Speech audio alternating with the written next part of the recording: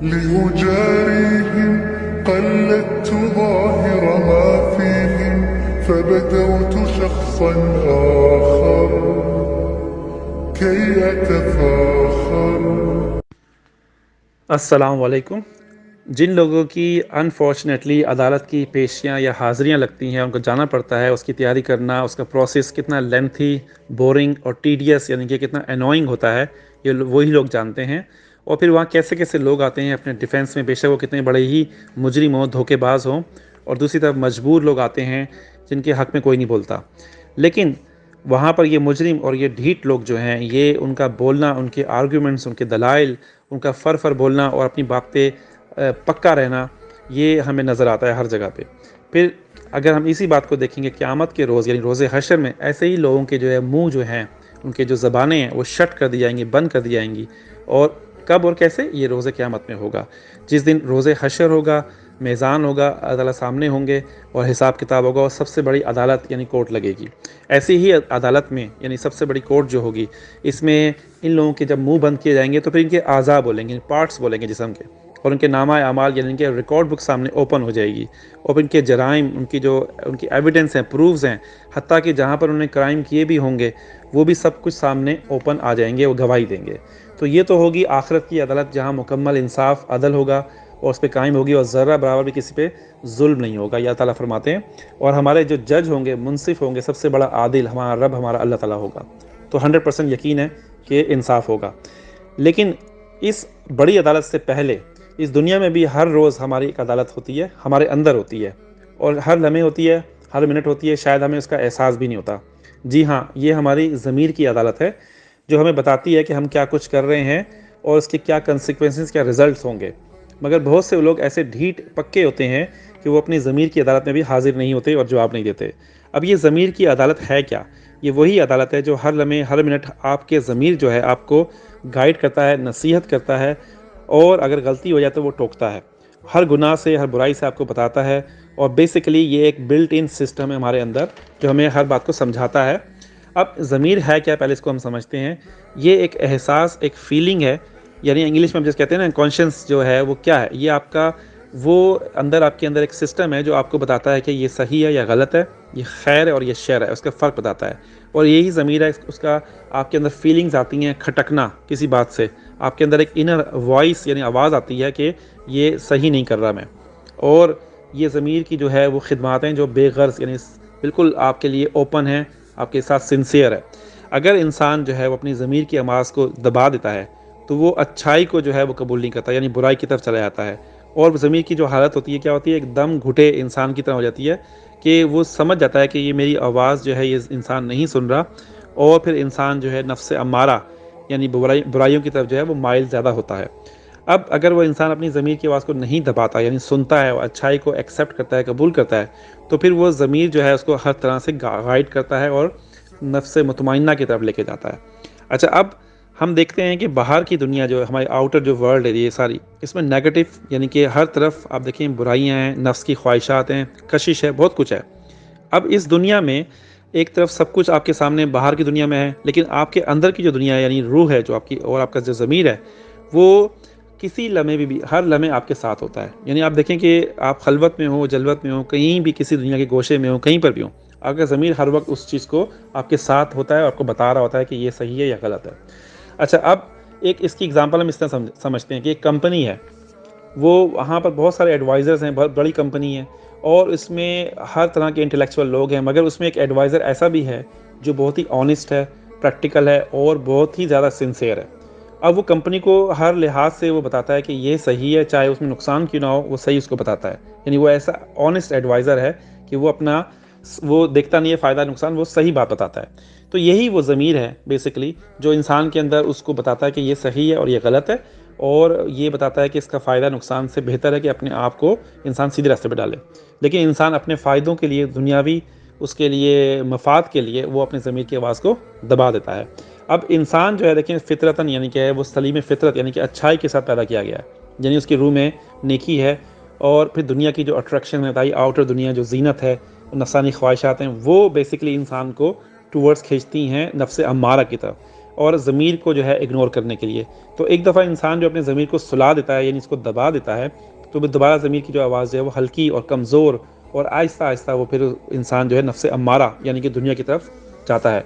अब ज़मीर को मज़ीद समझने के लिए हम अगर कुरान पाक की सूरह क़यामा आयत 2 में देखें कि वला उक़सिमु बिन नफ्सिल लव्वामा, और नहीं मैं कसम खाता हूँ बार बार मलामत करने वाले नफ्स की। यही बार बार मलामत करने वाला जो नफ्स है, यानी कि कंडेम करने वाला ज़मीर है।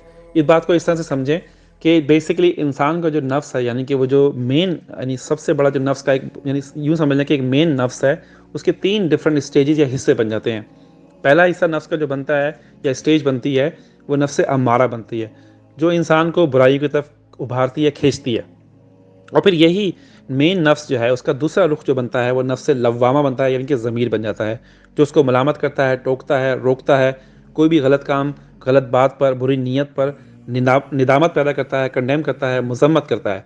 फिर नफ्स का जो हायर लेवल अगर पार्ट कहें इसी मेन नफ्स का या रुख जो है उसका, वो नफ्स मुतमइन्ना है, जो इंसान को उस वक्त मिलता है जब वो सिरात मुस्तकीम पे चलता है, सही मानों में तकवे के रास्ते पे, और वो अपने नफ्स अम्मारा को मुकम्मल तौर पर दबा देता है या कंट्रोल कर लेता है, तो वो टूवर्ड्स नफ्स मुतमइन्ना की तरफ सफ़र शुरू करता है।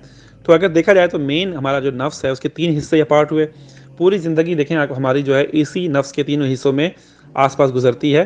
कभी हम आगे होते हैं, कभी पीछे होते हैं, कभी नफ्स अम्मारा की तरफ चले आते हैं, कभी नफ्स लव्वामा की तरफ चले आते हैं, और हम अपने दुनिया और आखिरत को सामने लेके चल रहे होते हैं। अब सवाल ये है कि इस मेन नफ्स को, यानी कि जो उसके अंदर इंसान को क्यों डाला गया। अब इसका सिंपल आंसर है कि इंसान की टेस्ट आजमाइश है, इम्तिहान है इस दुनिया में। अब इस पूरी बात को यूँ समझें कि यानी कि जो नफ्स मेन नफ्स है उसको सूरह शम्स में आयत 7 और 8 में खूबसूरत अंदाज में बयान किया गया है। क्या कहा गया है? अल्लाह ताला फरमाते हैं कि वह नफ्सियों वमा सव्वाहा, यानी पहली बात है कि इंसान को, यानी नफ्स को, उसको, इंसान को, उसकी रूह को अगर आप देखें तो उसको हमवार तरतीब में एक सेंस, एक प्रॉपर आज़ा बैलेंस करके उसके जिस्म कदोकामत को, उसके पार्ट्स को, हर तरीके की जिस्मानी हरकत हैं, अक्ल शऊर है, हवास खमसा हैं, तमाम चीज़ों को बैलेंस करके उसको बनाया गया। यानी इंसान की जो एक पर्सनालिटी है, उसकी जो जिसामत है फिज़िकल। अब उसके बाद अगली आयत में जो है ताला फरमाते हैं कि इसी इंसान के अंदर अब नफ्स को, यानी मेन नफ्स को डाला गया। क्या मतलब है ये? नेकी और बद्दी का शऊर, यानी कि दोनों ऑपोजिट हैं, देखें आप एक दूसरे के। और ये बात इस तरह से बयान की गई है कि फ़अल्हमाहा फुजूरहा व तकवाहा। अब क्या मतलब है कि अल्लाह ताला ने उसके अंदर इल्हाम किया, यानी डाला उसमें, इंसान के अंदर क्या? फुजूरहा, उसकी नाफरमानी, और व तकवाहा, उसकी परहेजगारी का शऊर। अब यहाँ लफ्ज़ जो है इल्हाम जो है वो मादा लाम, हा और मीम है। जब बाप समया से आता है तो लहमा यल हमू, यानी लहमन, यानी किस चीज़ को एक दफ़ा ही निगल लेना या हड़प कर लेना। मगर जब बाब इफ़ाल से आता है तो निगलवाना, यानी सवालों कराना और हड़प करवाना। तो अलहमा युलहिमु इल्हामन, यानी इस सेंस में आ जाता है। तो अब इसका मतलब क्या हुआ कि किसी के दिलो दिमाग में कोई बात डाल देना, उसको निगलवा देना, उसको इल्हाम कर देना। और ये नॉर्मली जो है ये लफ्ज़ जो इल्हाम जो है ये ऐसी बातों के लिए आता है जो अल्लाह ताला या मलाए आला जो हैं उनकी तरफ से दिल में कोई चीज़ डाली जाती है इंसान के। दूसरा लफ्ज़ जो फजूरहा का आया, ये मादा फ़ा जीम और रा है, बाप नसरा से जब आता है तो फजरा यफजुरु। एक मतलब तो ये है कि अल्लाह ताला की हदूद को तोड़कर उसको नाफरमानी करना, यानी कि अगेंस्ट जाना। फिर फजूर जो है नाफरमानी और बुराई के सेंस में आ जाता है। अब तीसरा लफ्ज़ जो हमने यहाँ इस आयत में पढ़ा, तकवाहा। अब ये बड़ा ही डीप और इंटरेस्टिंग वर्ड है कुरान पाक में। मादा है वाव, काफ एंड या। ये बड़ा ही वसी और गहराई में कुरान पाक मुख्तलिफ अंदाज में आया है। जब बाप दराबा से आता है तो वका यकी विकाया, यानी किसी को तकलीफ़ या नुकसान से बचाना, ये होता है। लेकिन जब ये मादा वाव, काफ जो है और या दोबारा आता है बाब इफ्तिआल से जब आता है, इत्तका यत्तकी इत्तकान, यानी कि अल्लाह ताला की नाराज़गी से बचना, नाफरमानी से बचना।